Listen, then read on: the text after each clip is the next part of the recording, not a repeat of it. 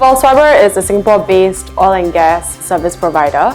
At the good times, it had about 51 vessels. In fact, as of last year, it reported a revenue increase of 17.4%. So strangely enough, in May, June, an investment deal which they had with a London equity firm fell through, and it seems thereafter the cards fell down, and in July, they suddenly applied for winding up, and then about a few days later, they applied for judicial management. Well, judicial management, as you yourself mentioned, is one of the few options that a company has when it's facing the possibility of insolvency.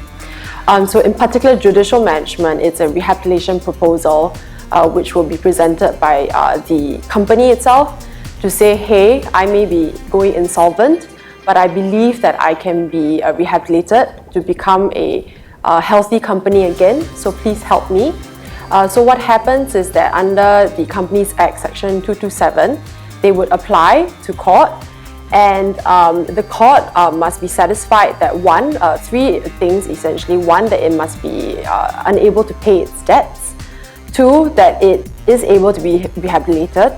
And three, that the interests of the creditors would be better off than if it had gone under winding up. So companies which think that they have a possibility to become a better company, a healthier company, usually would consider judicial management. Well, the first is being a judicial management. One, there will be a judicial manager that will come in. So the directors, unfortunately, in that sense, will no longer retain control of the company. It will be in the hands of the judicial manager. The second key point to note in a judicial management is that a moratorium immediately arises the minute you make an application. So it's not just at the time when you make the application, it also goes all the way through to at the time the judicial management order is obtained until the end of it. What this means essentially is that you cannot, creditors cannot apply to wind up the company. You cannot enforce your security, for example. And then the last thing I think to keep note of is that this entire thing will last for about 180 days because that's what's statutorily provided for. Well, the advantage is, the key advantage is that there's a moratorium, as I mentioned earlier. What happens, as I said, is that